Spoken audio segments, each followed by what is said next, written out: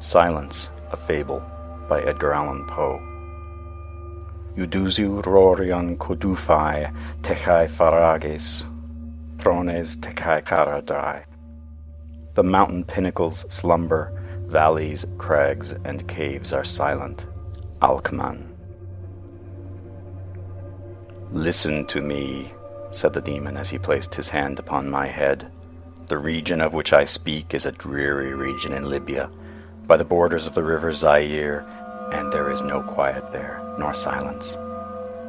The waters of the river have a saffron and sickly hue, and they flow not onwards to the sea, but palpitate forever and forever beneath the red eye of the sun with a tumultuous and convulsive motion. For many miles on either side of the river's oozy bed is a pale desert of gigantic water lilies. They sigh one unto the other in that solitude, and stretch towards the heaven their long and ghastly necks, and nod to and fro their everlasting heads. And there is an indistinct murmur which cometh out from among them like the rushing of subterrene water, and they sigh one unto the other. But there is a boundary to their realm, the boundary of the dark, horrible, lofty forest. There, like the waves about the Hebrides, the low underwood is agitated continually. But there is no wind throughout the heaven, and the tall primeval trees rock eternally hither and thither with a crashing and mighty sound. And from their high summits one by one drop everlasting dews, and at the roots strange poisonous flowers lie writhing in perturbed slumber. And overhead, with a rustling and loud noise, the grey clouds rush westwardly forever until they roll, a cataract, over the fiery wall of the horizon. But there is no wind throughout the heaven, and by the shores of the river Zaire there is neither quiet nor silence.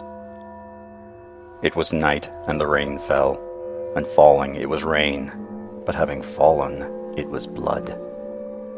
And I stood in the morass among the tall lilies, and the rain fell upon my head, and the lilies sighed one unto the other in the solemnity of their desolation.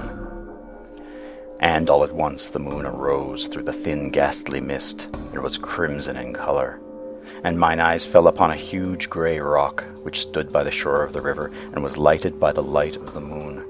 And the rock was grey, and ghastly, and tall, and the rock was grey. Upon its front were characters engraven in the stone, and I walked through the morass of water lilies until I came close to the shore, that I might read the characters upon the stone, but I could not decipher them. And I was going back into the morass, when the moon shone with a fuller red, and I turned and looked again upon the rock and upon the characters, and the characters were desolation.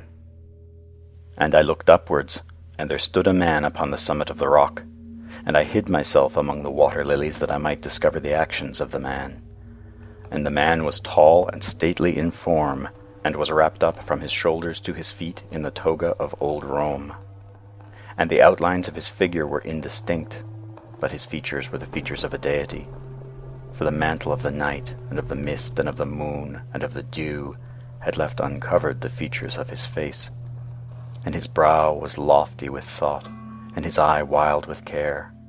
And in the few furrows upon his cheek I read the fables of sorrow, and weariness, and disgust with mankind, and a longing after solitude. And the man sat upon the rock, and leaned his head upon his hand, and looked out upon the desolation. He looked down into the low, unquiet shrubbery, and up into the tall primeval trees, and up higher at the rustling heaven, and into the crimson moon. And I lay close within shelter of the lilies, and observed the actions of the man. And the man trembled in the solitude. But the night waned, and he sat upon the rock. And the man turned his attention from the heaven, and looked out upon the dreary river Zaire, and upon the yellow ghastly waters, and upon the pale legions of the water lilies. And the man listened to the sighs of the water lilies, and to the murmur that came up from among them. And I lay close within my covert and observed the actions of the man. And the man trembled in the solitude, but the night waned, and he sat upon the rock. Then I went down into the recesses of the morass, and waded afar in among the wilderness of the lilies, and called unto the hippopotami which dwelt among the fens in the recesses of the morass. And the hippopotami heard my call and came with the behemoth onto the foot of the rock, and roared loudly and fearfully beneath the moon. And I lay close within my covert and observed the actions of the man. And the man trembled in the solitude, but the night waned, and he sat upon the rock. Then I cursed the elements with the curse of tumult, and a frightful tempest gathered in the heaven where before there had been no wind. And the heaven became livid with the violence of the tempest, and the rain beat upon the head of the man, and the floods of the river came down, and the river was tormented into foam, and the water lilies shrieked within their beds, and the forest crumbled before the wind, and the thunder rolled, and the lightning fell, and the rock rocked to its foundation. And I lay close within my covert and observed the actions of the man. And the man trembled in the solitude, but the night waned, and he sat upon the rock. Then I grew angry and cursed with the curse of silence, the river, and the lilies, and the wind, and the forest, and the heaven, and the thunder, and the sighs of the water lilies. And they became accursed, and were still. And the moon ceased to totter up its pathway to heaven, and the thunder died away, and the lightning did not flash, and the clouds hung motionless, and the waters sunk to their level and remained, and the trees ceased to rock, and the water lilies sighed no more, and the murmur was heard no longer from among them, nor any shadow of sound throughout the vast, illimitable desert. And I looked upon the characters of the rock, and they were changed, and the characters were silence. And mine eyes fell upon the countenance of the man, and his countenance was wan with terror. And hurriedly he raised his head from his hand, and stood forth upon the rock, and listened. But there was no voice throughout the vast, illimitable desert, and the characters upon the rock were silence. And the man shuddered, and turned his face away, and fled afar off in haste, so that I beheld him no more. Now there are fine tales in the volumes of the Magi, in the iron-bound, melancholy volumes of the Magi. Therein, I say, are glorious histories of the heaven, and of the earth, and of the mighty sea, and of the genii that overruled the sea, and the earth, and the lofty heaven. There was much lore, too, in the sayings which were said by the Sibyls, and holy, holy things were heard of old by the dim leaves that trembled about Dodona.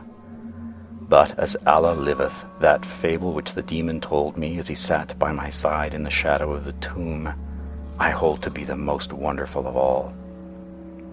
And as the demon made an end of his story, he fell back within the cavity of the tomb and laughed. And I could not laugh with the demon, and he cursed me because I could not laugh. And the lynx which dwelleth for ever in the tomb came out therefrom, and lay down at the feet of the demon, and looked at him steadily in the face. End of Silence, a Fable by Edgar Allan Poe.